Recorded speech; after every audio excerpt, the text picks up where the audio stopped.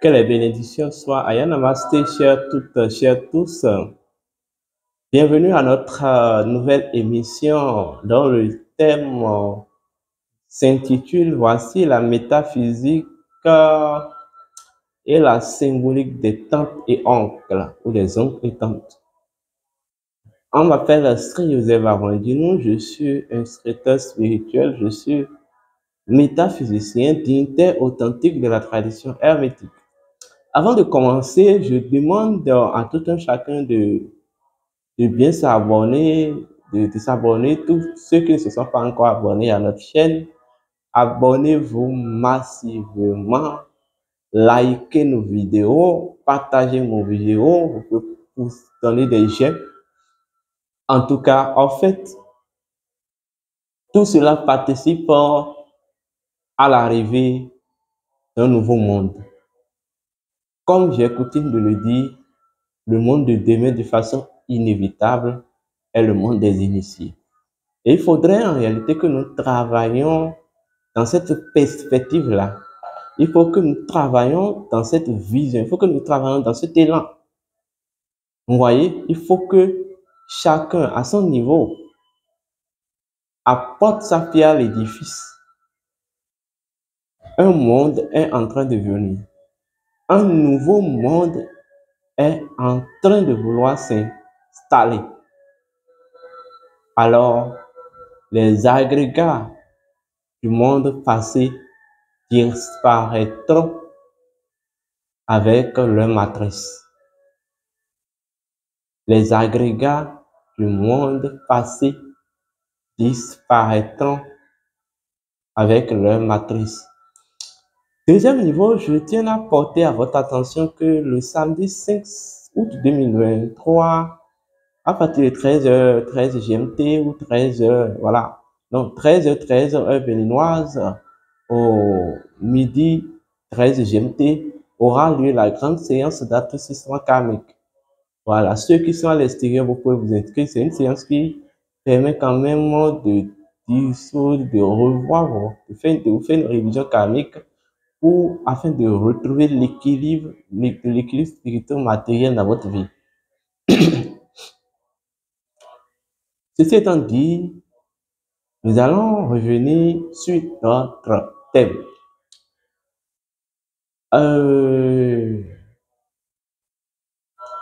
En fait, le plus grand mystère que porte l'univers demeure le sang. Le plus grand mystère que porte l'univers demeure le sang. Parce que en réalité, le sang, dans son principe premier, représente la demeure des esprits et entités. Le sang, dans son principe premier, est la demeure des esprits et entités. Si vous allez dans la Bible des chrétiens, vous allez souvent entendre au commencement Dieu créa le ciel et la terre.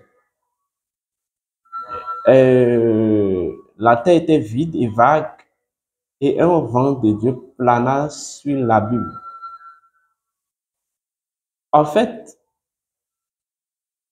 vous savez, au commencement de toute création, au commencement dans le sang, la puissance magique du sang émana l'esprit et la matière primordiale du sang. Cela voudra dire que, en fait, vous ne pouvez pas, le principe magique dit, vous ne pouvez pas émaner une chose si, en fait, vous n'êtes pas la chose. Si le sang a émané l'esprit et l'amour, l'esprit et la matière, ça veut dire que le sang est esprit et matière. Donc, en réalité, le sang est un vodun. Voilà même le pourquoi dans l'animisme, en fait, il ne peut pas avoir pratique rituelle du vaudou sans le sang. Vous voyez? Parce qu'en fait, le sang porte, en fait, l'empreinte, vous voyez, où le sang porte la vibration première de toutes les choses. Mais en même temps, le sang porte les capacités d'émergence. Vous comprenez? Voilà même le pourquoi il est appelé la demeure des dieux. Donc, quand on parle le sang dans sa symbolique, c'est le sanctuaire. Le sang est le sanctuaire. En Égypte antique, vous allez souvent entendre parler du Noun. Mais le Noun représente le sang primordial ou le sang d'Osiris. Et vous allez constater que c'est du Noun est issu toutes les autres divinités. Pour dire que le sang est en réalité la source de notre essence, ou la source de toute essence, mais en même temps la source de toute puissance, enfin la source de toute manifestation. Le sang porte notre spirito-génétique, notre code spirito-génétique ou le code spirito-génétique de tous les esprits, entités, incarnés ou non incarnés. Vous comprenez? Voilà. Donc, contrairement à tout ce que les gens disent, le sang n'est pas qu'une substance rouge. La substance rouge que vous voyez n'est qu'un agrégat de ce que je vais appeler le sang.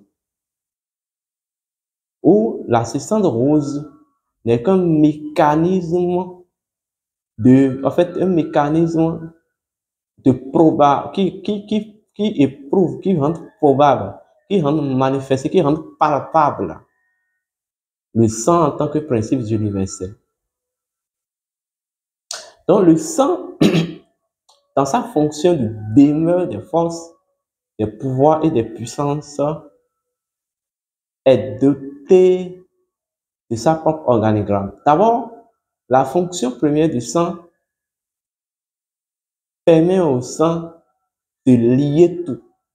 En même temps, le sang porte les forces et les entités, les esprits, mais en même temps, le sang les lie.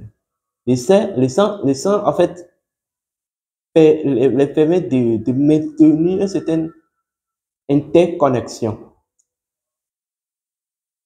Vous comprenez? Voilà. Donc, dans le sang, tous les esprits et les entités de la nature y sont. Mais en fait, de façon en fait non souveraine. C'est l'homme qui est le souverain parce que c'est l'homme qui porte à présent le sang. C'est-à-dire que c'est l'homme qui porte la demeure des esprits et entités de la nature. Lorsque vous prenez le sang, en fait, le sang répond à l'universalité. Donc, le sang est en réalité universel. Dans le sang, nous avons, en fait, l'institution, vous voyez, qui porte l'exercice magique du sang en tant que principe premier, demeure la famille ou est la famille. La famille n'est pas en fait une communauté ou une association des gens qui portent le même sang. En fait, la famille est un creuset par laquelle le sang, en tant que force, pouvoir et puissance magique, exerce sa magie ou fait l'exercice de sa magie. Donc, lorsque vous dites que ils sont de la même famille, ils sont liés par le sang, c'est pour dire en réalité que, en fait, ils sont porteurs de la même légion vibratoire et en fait, ils constituent tout ça, ils participent tout ça, en fait, à, ils participent tous, ils représentent, ils constituent, en fait, je vais dire, l'institution par laquelle leur sang, vous voyez, opère sa magie. Donc, vous êtes tous, quand vous êtes d'une famille, vous êtes tous d'une légion cosmique. Une famille est une légion cosmique. Mais une légion cosmique typiquement associée au sang. Une légion cosmique dont, en fait, le teneur ou le tenant et l'aboutissant demeure le sang. Donc, la famille, en fait, ce n'est pas vous qui créez votre famille, mais c'est le sang qui crée la famille. La famille, c'est une, je vais aussi dire, c'est une communauté dans laquelle s'expose ou dans laquelle se manifeste et s'opère ou s'opère la manifestation de l'organigramme hiérarchique du sang. Eh bien oui, le sang est structuré. Comme je vous ai dit, le sang porte tous les esprits et les entités. Donc la famille, typiquement, étant donné que la famille est la légion cosmique du sang, ça veut dire que la famille est constituée des fonctions hiérarchiques qui se trouvent au sein du sang. Et ça, c'est bien, vous comprenez? Voilà. Donc, l'un des vérités les plus importantes est que vous ne pouvez pas trahir le sang. Vous ne pouvez pas trahir le sang. Dans le sang, il y a ce que je vais appeler l'esprit maître du sang. L'esprit maître du sang ou le maître esprit du sang. Le maître esprit du sang est en réalité celui qui a découvert pour la première fois ou celui qui porte même la connaissance du code secret de cette lignée du sang. Donc, il est représenté en quelque sorte, c'est un maître esprit, donc il est représenté en quelque sorte par ce que vous appelez le chef spirituel d'une famille. Il est le garant code secret et de la connaissance du code secret et de la connaissance du code secret du sang. Il demeure celui qui en a découvert pour la première fois. Vous comprenez? Mais en fait, il y a toujours dans le sang une fonction qu'on appelle le veilleur manasique ou le veilleur de la manne. Oui, le sang, c'est ce que je vais appeler la mémoire de l'âme. Donc le sang même je veux dire, dans sa symbolique, est tout simplement une source capacitaire. Une source capacitaire. Donc, dans le sang se trouve la mémoire de tous ceux qui ont permis à ce sang d'exercer d'exercer en quelque sorte sa magie à travers la famille ou à travers sa légion cosmique. Vous voyez? Donc, c'est ceux-là que vous appelez souvent, lorsque vous venez dans la tradition, ceux qui veillent aux cases ancestrales. Pour dire en quelque sorte le veilleur manasique, en fait, le veilleur manasique du sang, puisque c'est une fonction du sang d'abord, le veilleur manasique du sang, en fait, c'est cette fonction du sang qui permet en fait au sang d'auto-renouveler, de renouveler de façon par psychologie son pouvoir de capacité.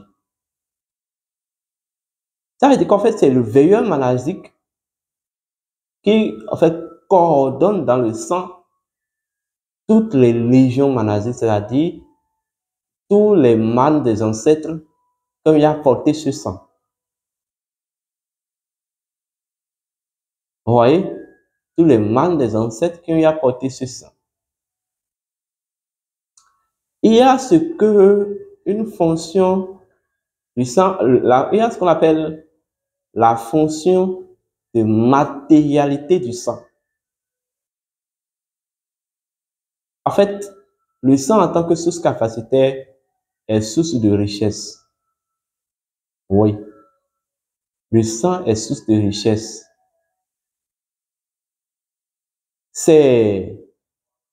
En fait, dans la famille, cette fonction est portée par celui qu'on appelle l'argentier de la famille.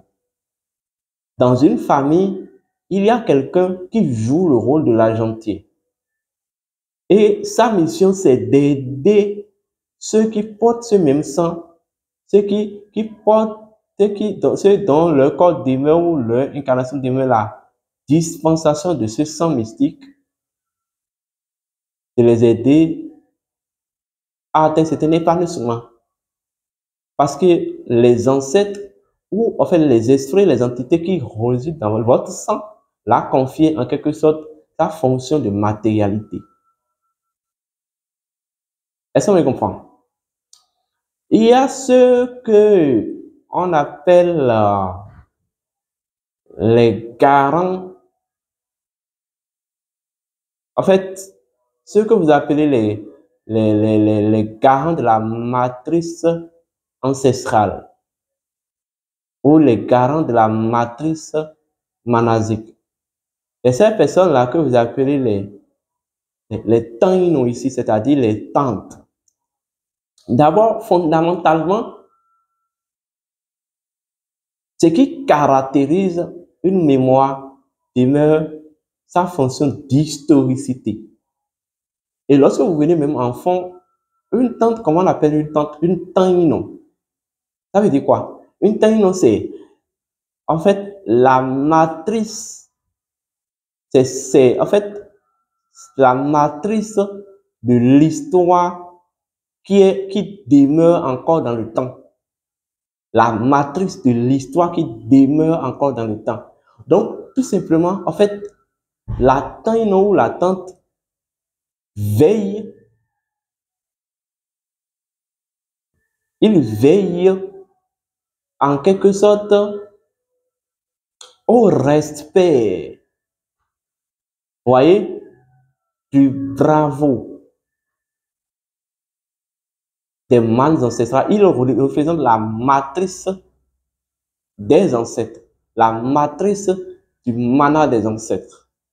Bon, c'est basiquement, vous allez constater que dans une famille, c'est vrai, génétiquement, il y a un père, il y a une mère, et le frère du père ou la sœur du père est souvent en Afrique respectée parce qu'ils sont appelés les tantes et les oncles. Et on dit, bon, qu'ils ont tous d'impact sur vous. Eh bien, oui, c'est ça. Ils ont vraiment d'impact sur vous. La famille est d'avoir une configuration, la famille est d'avoir un creuset dans laquelle l'univers se répète dans toutes ces dimensions. Vous voyez, dans la famille, en fait, vous savez que la vie est composée de 4 grands éléments. Il y a ce que j'appelle le temps, ou ce qu'on appelle le temps.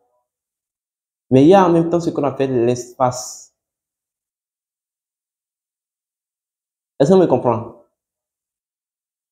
Et comme je vous l'ai dit, et j'ai coutume de le dire, l'espace répète, ou l'espace, en fait, élargit tout simplement le pouvoir de la vie. L'espace, c'est la capacité du pouvoir de la vie à s'élargir, à se manifester, à se dérouler. Vous comprenez? Donc, l'espace est en quelque sorte composé de 2 grandes énergies. L'espace est configuré de 2 grandes énergies. Nous avons l'énergie tellurique et l'énergie cosmique. Nous avons l'énergie tellurique et l'énergie cosmique. L'énergie tellurique demeure tout simplement l'énergie racine. Est-ce qu'on me comprend? L'énergie racine à travers ce que je vais appeler la matrice. Donc, en fait, l'énergie tellurique, c'est tout simplement, en fait, elle représente la matrice de l'espace. Vous comprenez? Elle représente la matrice de l'espace. Elle porte, elle incarne, elle énonce le pouvoir matriciel dans l'espace. Voilà le pourquoi la Terre est souvent associée, en fait, à la nature. Mais la Terre est une dimension de la nature. Vous allez constater que toutes les divinités viennent s'incarner dans la Terre. En fait, dans ce cas, la Terre représente la région matricielle de l'espace. Vous comprenez? Au moment dont l'énergie cosmique porte tout simplement, en fait, représente le pouvoir universel par lequel l'espace est semé. C'est la capacité de semence de l'espace.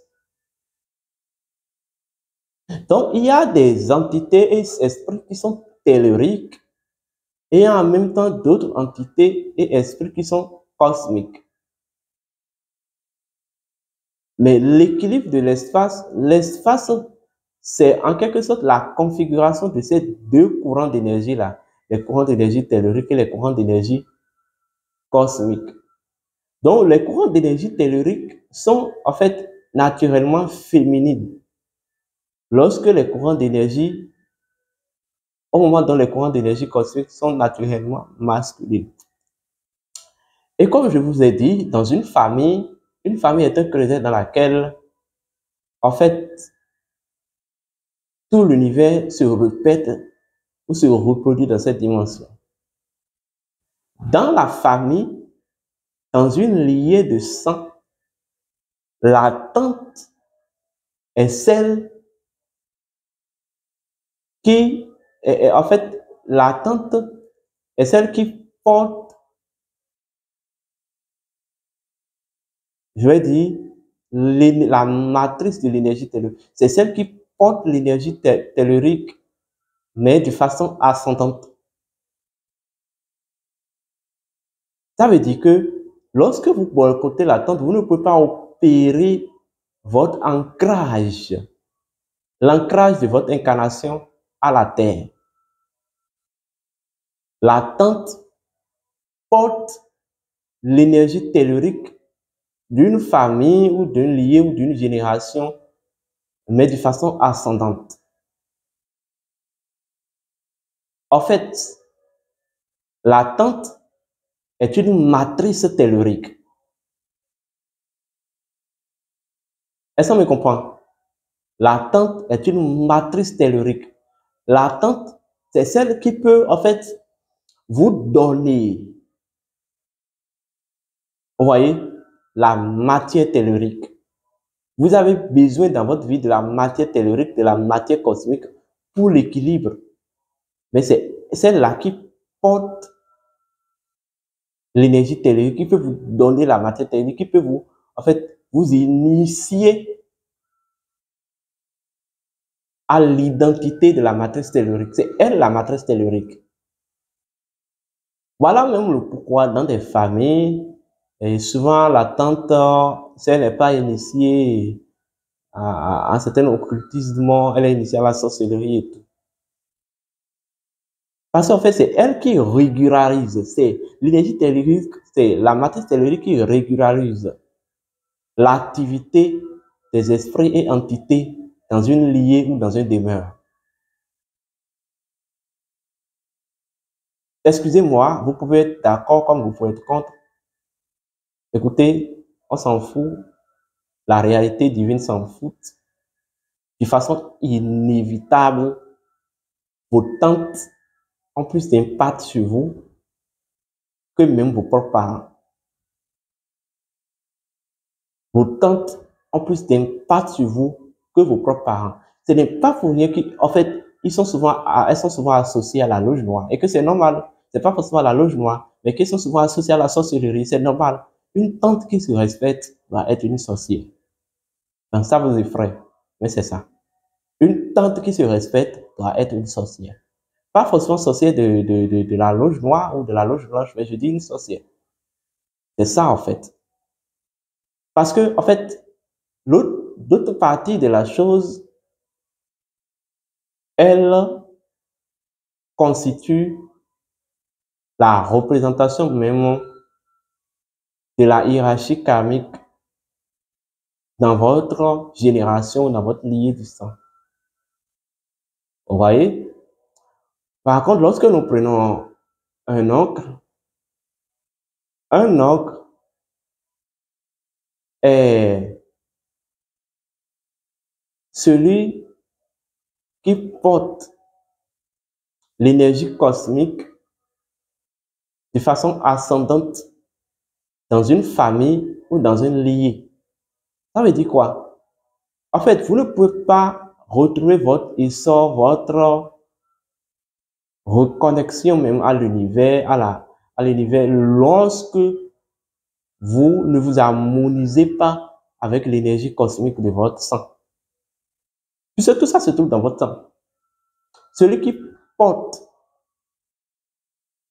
je vais dire, la clé de l'énergie cosmique de votre sang de façon ascendante sur votre génération et autres, c'est vos oncles.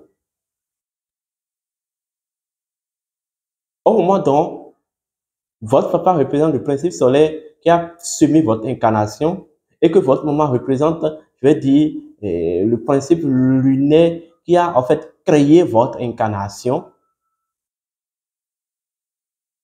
L'oncle est tout simplement le garant de l'énergie cosmique de façon ascendante, l'énergie cosmique ascendante d'une famille ou d'une génération du sang. Ce qui fait de vous un être de l'espace, puisque vous êtes en incarnation, vous êtes dans l'espace, ce qui peut vous permettre d'acquérir une certaine stabilité dans votre expérience d'incarnation dans l'espace, c'est la conciliation et la reconnexion à l'énergie cosmotellurique de votre sang. Alors, si vous rentrez en conflit avec vos tantes, vos oncles, eh bien oui, de façon inévitable, vous allez compromettre votre capacité de reconnexion ou d'harmonisation avec l'énergie cosmotellurique de votre sang ou de votre famille.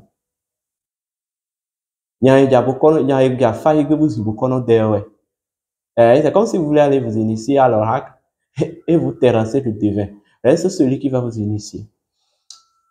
Ceci étant dit, pour toute autre information complémentaire, vous composez le plus 229 68 53 96 60, le plus 229 90 00 53 33 ou le plus 229 97 58 12 97. Je vous remercie. Vous deviez honorer vos oncles et vos tantes de façon inévitable. Une tante qui se respecte doit être une sorcière. Un oncle qui se respecte doit réaliser la transmutation de l'énergie sexuelle. Je vais en revenir après et je vous remercie. Écoutez un peu cette musique pour vous apaiser. Je sais que je vous ai choqué, mais je présente mes excuses, mais je n'ai pas le choix. Que la bénédiction soit.